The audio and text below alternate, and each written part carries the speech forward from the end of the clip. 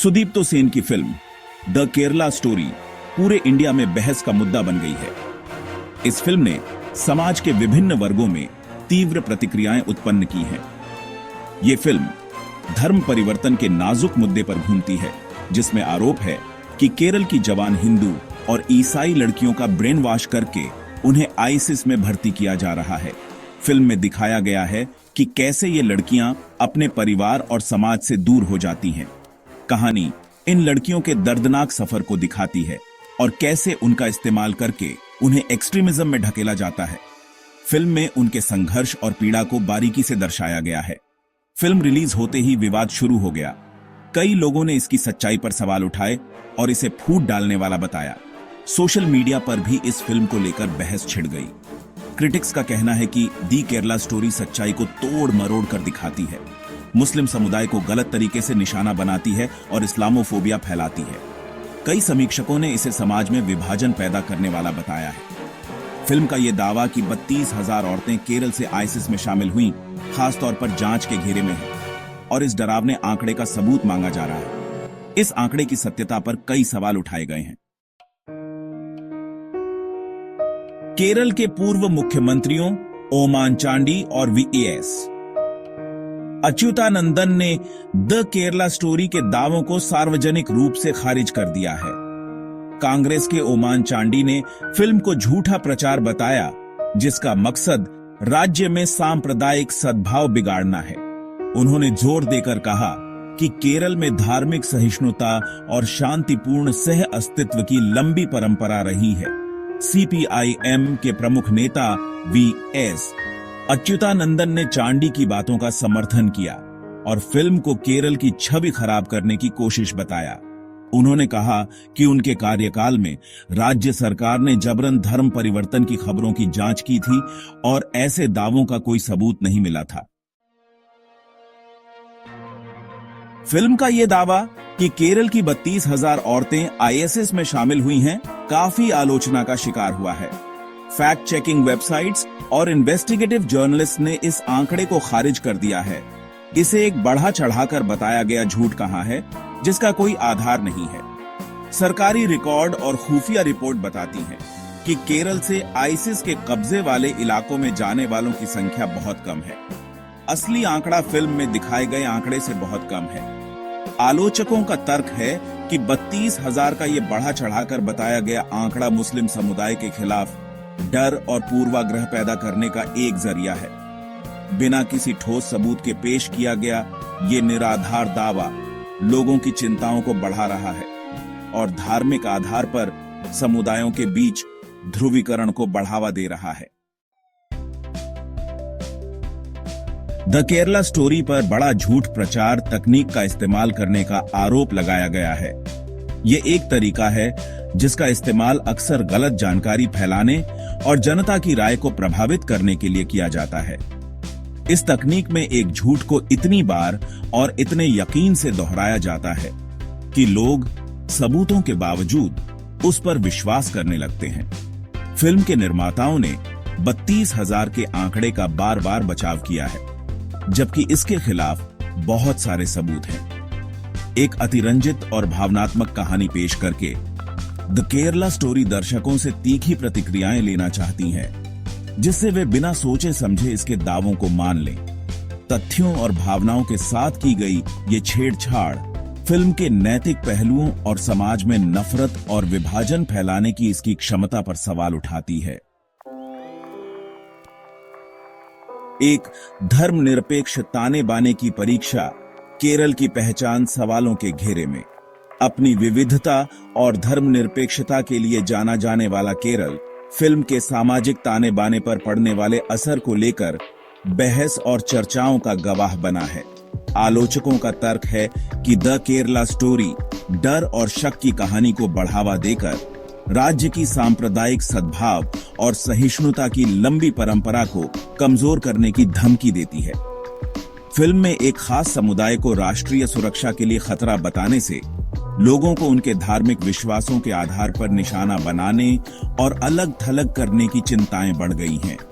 इससे केरल की बहुलतावादी पहचान की रक्षा करने और पूर्वाग्रह और भेदभाव को रोकने के महत्व पर बातचीत शुरू हो गई है। प्रतिक्रियाओं का तूफान, राजनीतिक और धार्मिक प्रतिक्रियाएं। इस फिल्म ने समाज के विभिन्न वर्गों में गहरी हलचल मचा दी है। द केरला स्टोरी ने राजनीतिक और धार्मिक वर्ग से तीखी प्रतिक्रियाएं ली हैं। यह फिल्म एक विवादास्पद मुद्दे को उजागर करती है, जिसने कई लोगों को अपनी राय व्यक्त करने के लिए प्रेरित किया है। दक्षिणपंथी हिंदू राष्ट्रवादी समूहों ने फिल्म की तारीफ की है, इसे देश के सामने एक गंभीर खतरे का खुलासा बताया है। उनके अनुसार यह फिल्म एक महत्वपूर्ण सामाजिक मुद्दे पर प्रकाश डालती है। उन्होंने जबरन धर्म परिवर्तन को रोकने और कथित लव जिहाद का मुकाबला करने के लिए सख्त कदम उठाने का आह्वान किया है और इस मुद्दे पर सरकार से कार्रवाई की मांग की है। लव जिहाद एक ऐसा शब्द है जिसका इस्तेमाल मुस्लिम पुरुषों द्वारा गैर मुस्लिम महिलाओं से शादी करने के लिए किया जाता है ताकि उन्हें इस्लाम में परिवर्तित किया जा सके। यह एक विवादास्पद और संवेदनशील मुद्दा है जिसका मकसद उन्हें इस्लाम में बदलना होता है। इस मुद्दे पर समाज में गहरी विभाजन है। दूसरी तरफ मुस्लिम संगठनों और वामपंथी राजनीतिक दलों ने फिल्म की निंदा की है।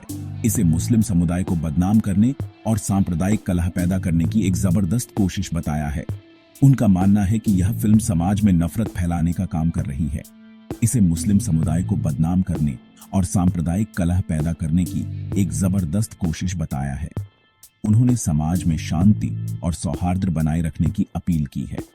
उन्होंने फिल्म निर्माताओं पर नफरत और गलत जानकारी फैलाने के लिए आलोचना की है और इसे समाज के लिए हानिकारक बताया है और इसे प्रतिबंधित करने की मांग की है। उनका कहना है कि इस तरह की फिल्में समाज में विभाजन और तनाव को बढ़ावा देती हैं। हकीकत या प्रचार, यह सवाल अक्सर उठता है जब हम द केरला स्टोरी जैसी फिल्मों का विश्लेषण करते हैं। द केरला स्टोरी का विश्लेषण करना एक चुनौतीपूर्ण कार्य है क्योंकि यह फिल्म कई परतों में बंटी हुई है। द केरला स्टोरी एक जटिल दुविधा पेश करती है जो हकीकत और प्रचार के बीच की रेखाओं को धुंधला कर देती है। यह फिल्म दर्शकों को सोचने पर मजबूर करती है कि वे किस पर विश्वास करें। हालांकि फिल्म कट्टरता के मुद्दे और आतंकवादी संगठनों द्वारा पैदा किए जाने वाले खतरों पर प्रकाश डालती है, लेकिन ऐसा वह अतिशयोक्ति, तथ्यों को तोड़ मरोड़कर और डर फैलाने वाली रणनीति का सहारा लेकर करती है।